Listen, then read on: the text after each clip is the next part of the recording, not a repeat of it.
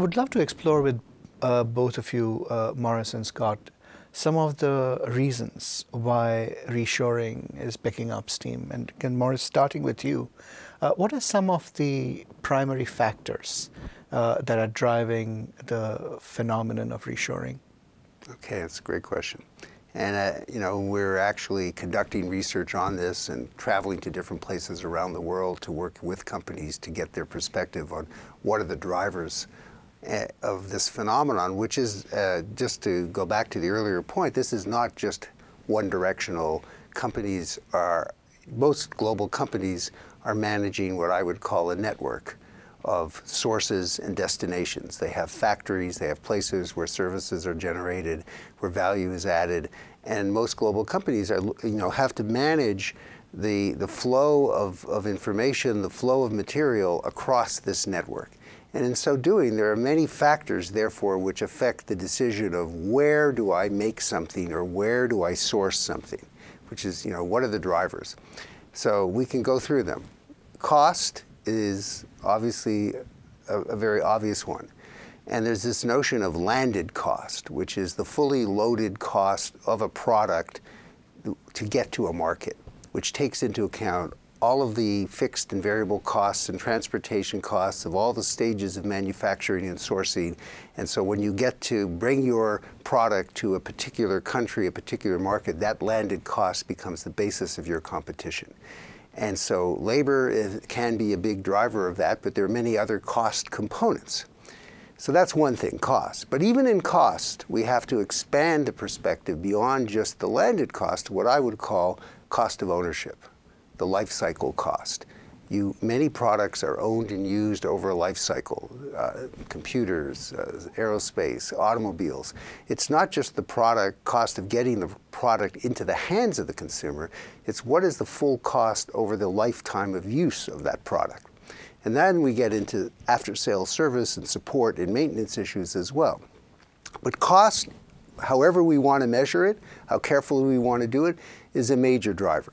The second big driver is risk. There's lots of risk, and when we start operating globally, the risks compound. Not only do we have the usual market risks of price and demand, we also have foreign exchange. Volatility in foreign exchange and other financial aspects can wipe out overnight the profit of a global company.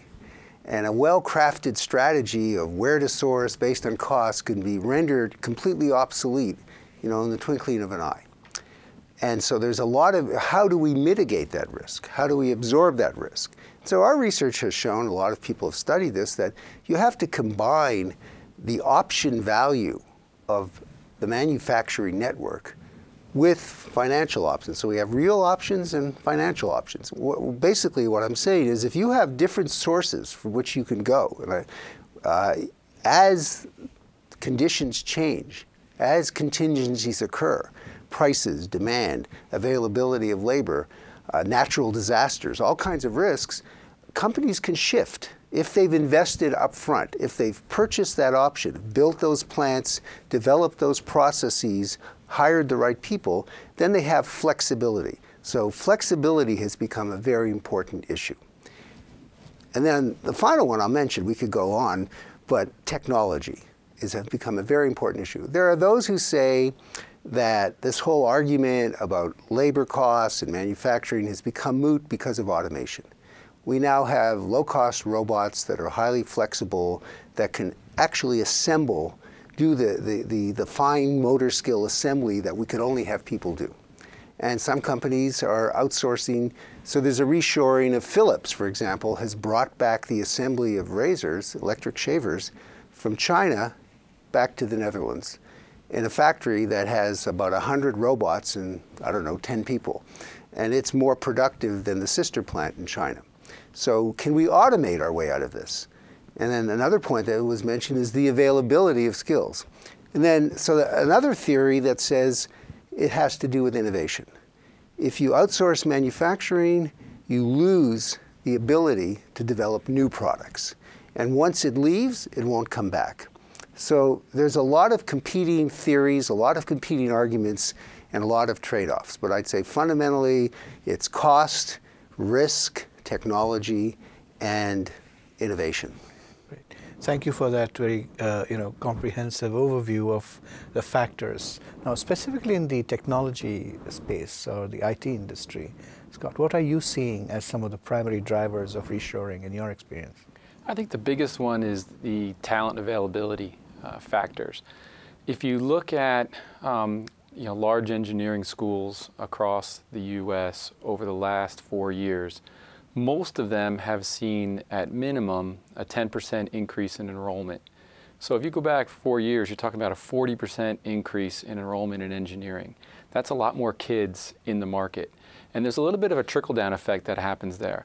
I think universities, I think community colleges, even high school systems are starting to realize that there's jobs in technology. And so they're starting to enable and push kids that way who have an acclimation to doing that. We're seeing major universities, we have a partnership with the University of Florida, whose engineering school is now close to 8,000 kids. That is just a huge number, and that's very good news for the United States that big programs like that are starting to become available. But we're also seeing community colleges step up, and you see a lot of magnet schools at the high school level starting to emerge, where they are just focusing on engineering or technology. So kids are starting to get into tech early on. They become very tech savvy at an early age. By the time they get to college, they're very well prepared. By the time they get to a company like Mindtree, they're ready to hit the ground running with minimal training. So I think the biggest factor of all is the increase in the size of the talent pool that's happened here in the U.S. And I think it's really driven by the fact that there's a lot of jobs in the tech space that are open. The other main factor is that, and we talked about this earlier, that the cost of outsourcing or offshoring has increased to a point where there's not a lot. I mean, there's still a difference between U.S. and places like India, but it's not as big of a difference. And so now it makes a lot more sense to do some work here in the States, but continue to do work offshore as well and get that balance that we talked about earlier. Just to drill a little deeper into some of these factors, a lot of what Morris was talking about for the manufacturing space refers to the physical property, whereas in technology you're dealing mostly with intellectual property. What are some of the unique factors there that go into the reshoring phenomenon? Sure, and I think the big one there is that the kids that are coming out of college today are so more well equipped than they were 10 years ago. They come out with thinking innovation. They come out with a drive to be entrepreneurs even. I just talked about, we've got a 400-person U.S. delivery center in Gainesville, Florida, in partnership with the engineering school at the University of Florida. We opened that center up last year in 2012. I don't think we could have done that 3-4 years ago. The universities weren't ready for it, the states weren't ready for it, the cities weren't ready for it. But what we're seeing across the country is that major universities, major research universities, the cities that they're in and the states that they're in are all starting to come together to realize that if they pool their efforts and they pool their resources, they can produce better talent and attract more companies like Mindtree to set up centers there. So that's a big change that we've seen over the last couple of years. Morris, to what extent is currency policy, the role of the dollar versus the RMB, for example, playing a role in spurring reshoring? Well, it does affect the landed cost quite directly, and not only currency, but also taxation and other forms of government incentives and restrictions, so local content. There are a lot of things, and currency just being the most visible. So some countries like China have a somewhat controlled currency, and they have kept the exchange rate so that the cost disadvantage has been reduced. People have argued if they let it float, then there would be higher prices and there would be less of an incentive to offshore. And of course, the government is restricting that to some extent. And I think every country is playing this game. If you don't let your currency float, then that creates all kinds of problems in terms of imports and exports and costs. But the reality is that governments are a main actor in this whole equation. as they should be. Their goal is quite different than the goals of the multinational corporations or the domestic corporations. They're not looking to maximize profit, they're looking to maximize the welfare of their population, the employment of the population, and the opportunities for that population are very important, and they want to influence that to the extent they can. The companies, on the other hand, have to operate in this environment, in a competitive and somewhat restricted environment. So it has a big impact, and it continues to. And there are those who argue for more relaxing those restrictions, and others, argue in this country as well, that we should restrict immigration, we should restrict imports, that would be the answer. And others say, no, that's just the opposite of what we need to do. So it becomes a very interesting debate. And very contentious, I'm sure. Yes. Scott, what do you think is the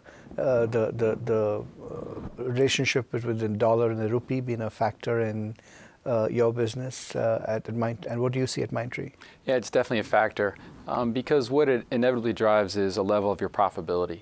And depending on which way the rupee and the dollar are going, it really affects the profitability of Indian companies. And when Indian companies have higher profitability, they can take that money and invest back into the business. And it's just common sense and natural business practices. So it's important to watch, and there's obviously no magic for figuring out which way it's going to go, but it clearly has an effect. And I think in addition to currency fluctuation, taxation incentives and things like that are certainly affecting how nearshoring can be done. And I think states are really stepping up to helping companies bring technology jobs back to the U.S. and controlling that aspect of the incentives has been really well done. So just to wrap up this particular part of the conversation, any final thoughts on the factors at play? Anything you'd like to add that we haven't touched on? Well, the only comment I would make is I do see some of the changes that Scott mentioned, in terms of better preparation and more interest in technology. But we have a big gap in this country to overcome, And if we stand back and look at, all of this generation and how many of them are taking science, the STEM, and engineering and mathematics, we've lost ground in that regard, and we have to make it up, and we have to provide high-paying jobs for this next generation. And a lot of, we see technology and manufacturing as a source, but if we look at the gross numbers, there's still a big gap. So while I'm also an optimist, I just put in a word of caution that we don't have unlimited time to solve this problem. Yeah, I couldn't agree more. I think we're in the early days of rebuilding our STEM capabilities. All the signs and all the trends are positive, and I'm an optimist that this is going to take off, and it's obviously going to be great for the country. But we still have a long way to go. We've got to maybe even get down to a level below and start talking STEM at a elementary school and a middle school level, so that we get kids interested at an early age, and then that drives innovation and growth. It's clearly a path for the country to move into the future decades, and we've got to continue to fuel the fire in the STEM education.